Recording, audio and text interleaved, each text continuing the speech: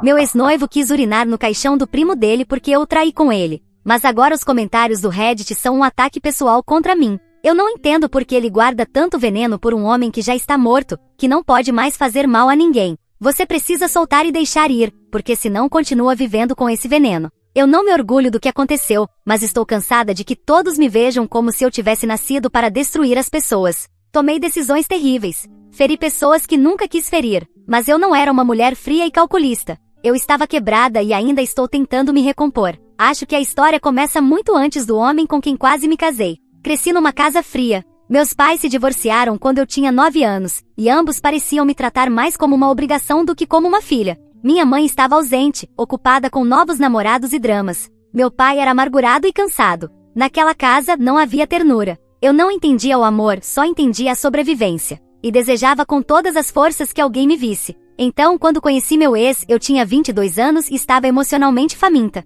Ele me fazia sentir segura. Não me pressionava. Me fazia perguntas. Lembrava dos pequenos detalhes. E pouco a pouco, permiti-me acreditar que eu podia ser amada. Estava tão grata a ele que acho que ignorei o quanto ainda me faltava amadurecer. Ainda me lembro da primeira vez que ele me levou à casa dos avós. Chorei no banheiro ao ver uma parede cheia de fotos da família, todos sorrindo com suéteres natalinos ridículos, bebês no colo. Era caótico, caloroso e familiar, algo que eu nunca tinha conhecido. E me receberam como se eu pertencesse àquele lugar. O pai dele até me preparou uma xícara de chá com mel quando soube que eu estava com dor de garganta. Nunca antes o pai de alguém tinha feito algo assim por mim. E então havia Kevin. Ele era alguns anos mais novo que meu ex, um pouco desajeitado à primeira vista, sempre por perto, sempre querendo conversar. Era mais expressivo que meu ex, mostrava as emoções e contava histórias que me faziam rir até esquecer o cansaço. Era muito bom estar perto dele. Não que meu ex não fosse, mas Kevin tinha um toque especial. Não foi minha intenção que os limites se apagassem, mas as coisas com meu ex ficaram distantes.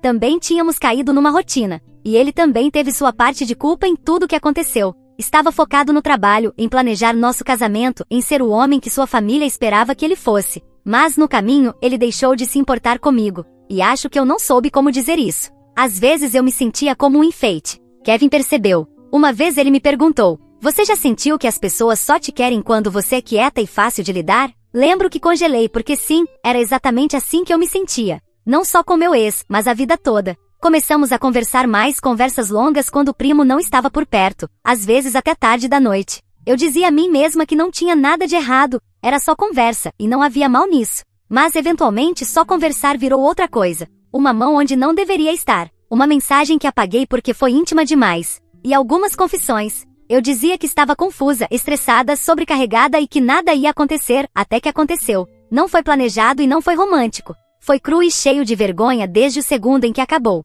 Mas não paramos. Acho que uma parte de mim acreditava que Kevin me amava da maneira que eu precisava, mesmo que isso tivesse um custo terrível. Escondemos por semanas, enquanto eu ajudava a terminar os convites de casamento com um homem que ainda me dava um beijo de boa noite. Eu me odiava. Depois, a tia dele, mãe do Kevin, nos viu um dia. Tentamos mentir, mas ela sabia. E se ela sabia, logo toda a família soube. E quando eu digo toda a família, também incluo meu ex. E tudo desabou. Acho que foi minha tia quem me disse que ele saiu da reunião de planejamento do ensaio do casamento e foi embora sem dizer uma palavra. Não me confrontou nem ao primo. Simplesmente desapareceu da minha vida como se nunca tivesse existido. Eu merecia a fúria dele. Eu esperava por isso, mas recebi silêncio e fiquei confusa. Queria explicar. Queria dizer que eu não estava bem, que eu estava com medo, que precisava de algo que não sabia como pedir. Mas ele não atendia minhas ligações, me bloqueou, me cortou daquela família linda e calorosa que um dia achei que me adotaria como mais uma filha. Exceto Kevin. Ele ficou, segurou minha mão. Disse que não era tudo culpa minha e que aceitava sua parte de responsabilidade. Que pra ele não era culpa de ninguém. Só fomos pegos em algo maior do que nós. E eu acreditei nele. Precisava acreditar. Porque senão teria que admitir que destruí minha vida por nada. Nos mudamos juntos. Não postávamos fotos. Não convidávamos ninguém. Vivíamos à sombra silenciosa do dano que causamos. Nosso objetivo era não machucar mais ninguém. Por isso não queria esfregar na cara do meu ex que agora estava com outro. Mas tentamos construir algo a partir daquilo. Amor, um futuro, redenção talvez. E comecei a pensar que poderíamos conseguir. Por um tempo. Até que chegou o dia em que Kevin desabou. Estava pálido, suando, tremendo. Liguei para o 911 e fui com ele na ambulância, tentando não desmaiar também. O diagnóstico veio após uma enxurrada de exames e análises. Câncer de fígado avançado. Descobrimos tarde. Talvez tarde demais. Foi então que tudo mudou de novo. Virei enfermeira dele da noite para o dia. Horários de remédio, visitas ao hospital, idas ao mercado às 3 da manhã porque ele estava com náusea, mas com vontade de laranja. Houve noites em que eu sentava ao lado da cama dele e simplesmente escutava sua respiração, apavorada com a ideia de acordar com o silêncio. Ele começou a encolher. Sua energia, seu corpo, seu espírito. E eu me agarrei a ele mesmo quando já estava entorpecida por tudo. Eu amava e não ia deixá-lo em seu último momento. Ia cuidar dele até o último suspiro. Um dia, enquanto ele estava novamente no hospital, saí do quarto e quase esbarrei com meu ex. Ele estava ali com uma sacola de comida para o pai. Acho que o rosto dele congelou ao me ver. Me olhou de cima a baixo, como se estivesse avaliando se deveria ou não falar comigo. Depois simplesmente virou as costas e foi embora sem dizer uma palavra. Eu deveria ter esperado isso, mas mesmo assim doeu, porque já fazia muito tempo desde que tudo aconteceu. Ele nem sequer se preocupou comigo ou com a razão de eu estar no hospital. Não perguntou se algo tinha acontecido comigo, ou se alguém que eu amava estava sofrendo. No fim das contas, essa pessoa era o primo dele, um parente. Mesmo assim, não se importou com o fato de Kevin poder estar morrendo. Mas alguém deve ter ouvido algo, ou meu ex descobriu. Porque depois disso, comecei a receber notícias da família dele. Chamadas esporádicas. Algumas perguntavam como estava Kevin. Outras perguntavam o que estava acontecendo com Kevin. Todas essas mensagens e ligações vinham da família, mas nenhuma do meu ex. Alguém até me perguntou se eu achava que meu ex poderia fazer as pazes com Kevin. Depois de contar a eles o quão grave era a situação de Kevin, eu disse que achava que não. E estava certa. Porque alguns poucos familiares foram vê-lo no hospital. Ficaram apenas alguns minutos e foram embora, como se estivessem cumprindo uma obrigação burocrática. Mas meu ex, nem isso. Eu me sentia mal por Kevin, porque era provável que ele não sobrevivesse para ver outro Natal. Na verdade, não havia chances. Por isso tentei uma reaproximação. Talvez organizar um jantar de Natal e pedir para alguns familiares do meu ex convidá-lo. Muitos disseram que iam respeitar a decisão do meu ex. E os poucos que aceitaram, depois de muita insistência, disseram que ao menos perguntariam. Voltaram com uma negativa. Disseram que ele respondeu que não se sentaria à mesa comigo ou com o primo, que não fingiria estar bem com as pessoas que o machucaram, que não se sentaria para comer à mesa ainda com as facas cravadas nas costas. Eu mereço essa frase? Talvez sim. Mas quando ouvi essas palavras repetidas por quem pedia esse favor, que por sua vez tinha mensagens semelhantes de outros membros da família, isso me fez mal minha vida inteira. Desejei ter o amor de uma família. E agora essa família que eu tinha encontrado me tratava como a minha me tratou. Nunca quis que isso acontecesse. Não planejei me envolver com Kevin. Não planejei partir o coração de ninguém. E definitivamente não planejei passar meus 20 e poucos anos dando comida em colheradas para alguém por quem eu traí o mundo inteiro, enquanto sou tratada como um monstro pela pessoa que mais me amou um dia. Então agora estou sentada aqui escrevendo isso, porque não sei mais o que fazer com tantas coisas na minha cabeça. Parte de mim queria poder falar com ele só mais uma vez, para pedir perdão, para poder me explicar e mostrar meu ponto de vista. Sei que ele acha que estou além de qualquer redenção, e tentei aceitar isso. Tentei me convencer de que ele tinha o direito de proteger o próprio coração, que eu havia perdido todo o direito de esperar gentileza da parte dele no dia em que cruzei aquela linha, mas continuei vendo o rosto de Kevin depois daquela ligação. Ele era orgulhoso demais para admitir, mas eu sabia que aquilo quebrou algo dentro dele. E isso também quebrou algo em mim, porque finalmente entendi o que as pessoas querem dizer quando dizem que a culpa tem camadas. Sim, eu tomei uma decisão, mas ele também. Ele escolheu tratar Kevin como se já estivesse morto. Mesmo agora, quando a pele de Kevin tem um tom que não consigo descrever e ele dorme mais do que fala, o homem com quem pensei passar minha vida nem sequer olha nos meus olhos. E nos cruzamos em um corredor, e é por isso que escrevo isso. Não para apagar o passado, porque se fosse esse o caso, eu não teria contado o que fiz. Não estou tentando parecer boa, mas preciso que alguém me diga como chegar até ele, como dizer: você não precisa me perdoar, mas por favor, não deixe que ele morra achando que é o pior lixo do mundo. Acredito que embora Kevin tenha cometido erros, isso não significa que ele mereça morrer assim. Ele já pagou pelo que fez, sendo rejeitado por sua família. Viveu com isso até hoje, quando já lhe resta pouco tempo neste mundo. Ele já cumpriu sua pena, e é hora de, pelo menos, deixá-lo partir com a consciência tranquila. Isso é a última coisa que quero fazer por Kevin, que ele possa partir daqui com a alma limpa, e acreditando que não é odiado por todos. Seria meu último presente pelo amor que tenho por ele. Porque todos merecemos encerrar este capítulo com a sua morte, e deixar o passado onde deve estar. Comentários. Agora você pede empatia porque o homem com quem você traiu seu noivo está morrendo. Mas onde estava a sua empatia quando você mentia na cara dele, planejando um casamento enquanto se encontrava às escondidas com o primo dele? Entendo que você é humana e cometeu um erro, mas toda essa publicação ainda parece centrada em você mesma. Kevin está doente e isso é trágico, se não fosse pelo fato de que ele é um inútil que merece agonizar até o fim. Mas o câncer não apaga uma traição. Seu ex não tem que estar ali para dar um encerramento ou liberar sua consciência. Você quer se aproximar agora depois de ter destruído a confiança dele e os laços familiares? Às vezes, a consequência de ferir profundamente alguém é que você nunca chega a se explicar. Isso não é crueldade, é um limite. Respeite isso. Kevin não merece reconciliação, merece continuar sofrendo até o último momento. Vou dizer mais alto, ter uma doença terminal não dá passe livre por ter sido um traidor. Ambos destruíram a vida do seu ex. O que você esperava que acontecesse? Que ele o visse numa cama de hospital e magicamente esquecesse a infidelidade, a traição, a humilhação. Agora você quer uma conversa só porque a morte está na mesa? E onde estava essa clareza quando isso importava? Deixe esse homem viver o luto dele em paz. Porque arrastá-lo agora por sua necessidade de encerramento é só mais um ato egoísta. Isso é duro, mas você precisa ouvir. Você foi a pior coisa que aconteceu na história dele. E agora quer que ele faça o papel de redentor antes que o filme termine. Você o traiu com o primo dele. E agora se surpreende que ele não queira fazer parte da despedida de Kevin. Sinto muito.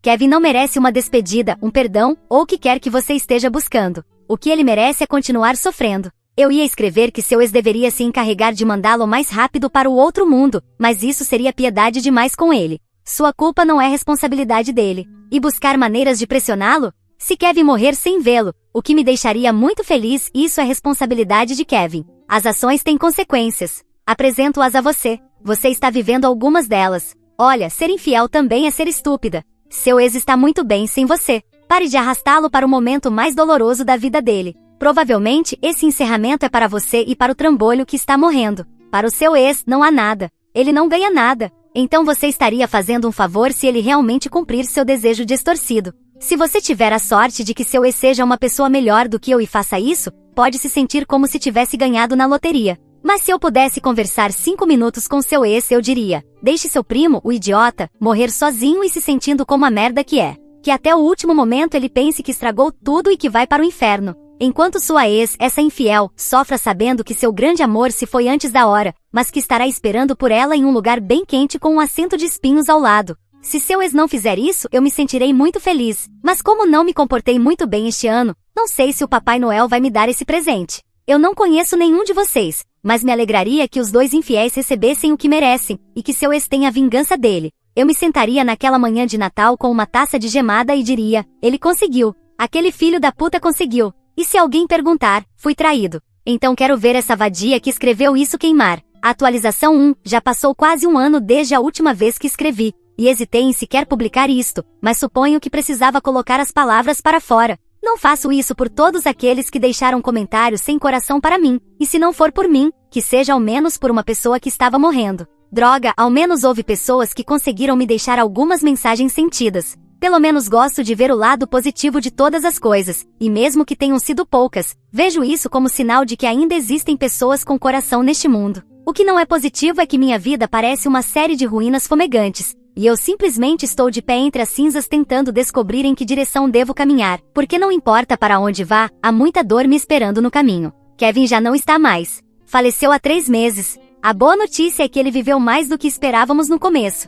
Suponho que Deus ainda queria lhe dar um pouco mais de tempo aqui. As últimas 6 semanas da vida dele foram um turbilhão de hospitais, viagens noturnas, remédios e pequenos momentos de ternura que nunca esquecerei. Ele lutou com todas as forças, e eu vi o homem que amava, não importando o que o mundo queira dizer sobre como tudo começou. Eu o vi se apagando e ainda assim tentando me fazer rir. Sentia dor, mas se preocupava comigo. O funeral foi, não tenho palavras. Foi um caos, uma falta de respeito, algo de partir o coração, porque foi arruinado pelo meu ex, que apareceu bêbado. Nem sequer tentou disfarçar. Eu o vi parado ao lado do caixão, murmurando algo entre os dentes, como se estivesse falando com ele. Sua camisa estava amassada, a gravata torta, cheirava a álcool e seus olhos estavam vidrados. Eu deveria ter pedido a alguém para retirá-lo naquele momento, mas uma parte de mim, não sei, pensou que talvez ele tivesse vindo por um encerramento, que talvez quisesse se despedir do primo apesar de tudo e precisasse de coragem líquida. Mas não foi isso. Ele interrompeu a irmã de Kevin no meio do elogio,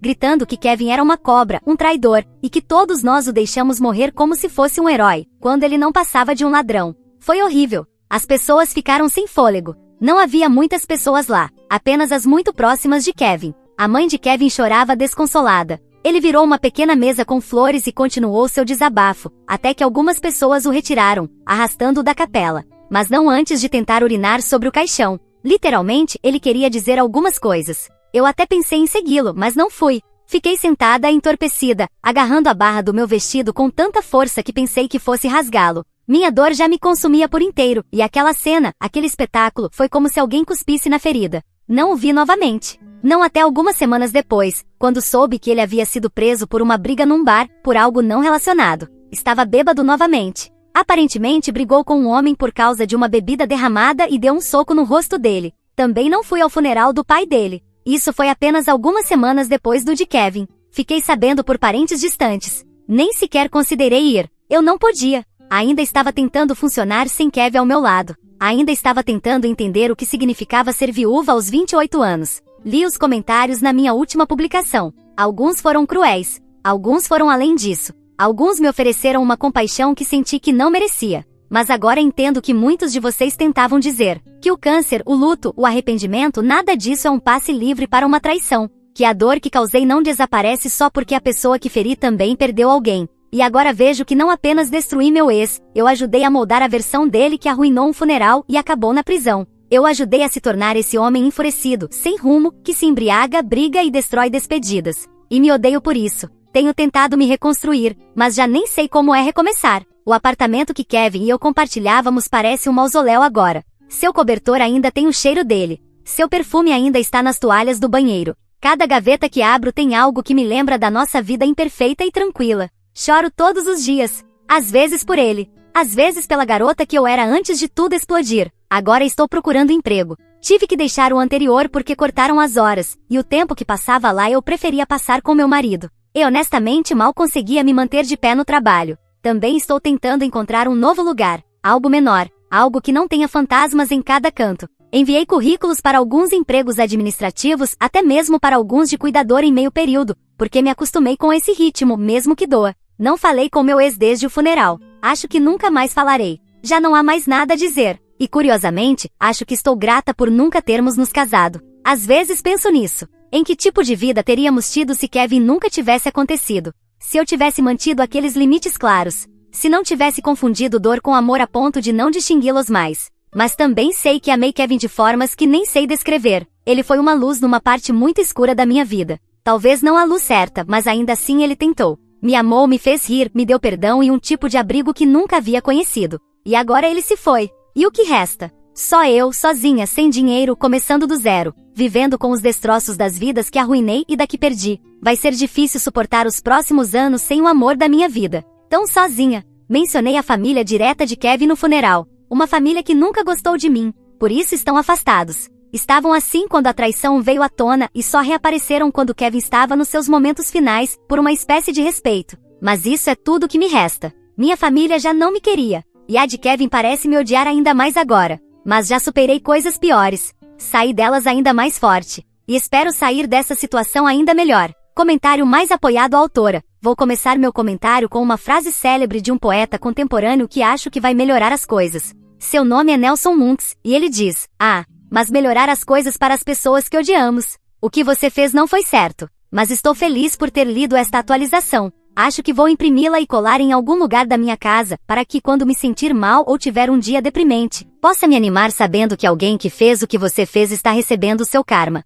Acho que não há nada melhor para mim do que ver uma autora má receber da vida exatamente o que merece. Atualização 2, não sei se esta será minha última publicação, já que cada vez que escrevo há mais pessoas procurando me humilhar, me insultar ou rir de mim. Entendo que fiz algo errado e estou sofrendo por isso, mas não preciso que o mundo inteiro me lembre disso a cada 5 segundos. Tenho que descer e descer nos comentários para encontrar algum que realmente vale a pena. Só por essas pessoas é que continuo publicando. Estou começando a perder a sanidade, porque conseguir trabalho é mais difícil do que eu imaginava. Tive que deixar o antigo apartamento que dividia com Kevin, porque o nosso contrato de aluguel venceu e eu não tinha como pagá-lo. Também não consegui encontrar algo menor que se ajustasse ao meu orçamento, porque não havia nada suficientemente acessível para mim. Durante um breve período tive um pouco de esperança, porque encontrei entre os papéis de Kevin uma pólice de seguro antiga. Falava de uma cobertura de $100 mil, o que teria me ajudado a me manter de pé até encontrar trabalho. Mas estava vencida. Kevin havia parado de pagá-la, e eu já não podia mais acessar seus benefícios. Nem sequer sabia que ele tinha uma, mas talvez ele não tenha me contado por vergonha, caso não conseguisse mais bancá-la. Nossos últimos anos, financeiramente falando, foram bastante difíceis. Nunca conseguimos comprar uma casa e sempre tivemos que viver mês a mês. Minha única solução para não acabar morando na rua foi voltar para a casa da minha mãe. Ela não ficou feliz em me deixar ficar, e eu também não estava feliz em estar com ela. Poderia fazer outras publicações só para falar da minha mãe, mas era o único lugar para onde eu podia ir. Ainda assim, continuo acreditando que vou sair muito mais forte disso, mas ainda preciso tocar o fundo do poço antes de poder renascer como uma fênix. Comentário do fã número 1 da autora. Obrigado. Obrigado por tanto. Você não sabe o quanto eu gosto de ler suas publicações. Já nem preciso mais tomar café pela manhã. Quando penso que estou triste, entediado ou sem vontade de ir trabalhar, leio o que você escreve e é como se a vida me dissesse: tá vendo? Prometo não te insultar nem dizer coisas feias, mas por favor, não me deixe sem minha dose de karma para os otários que merecem.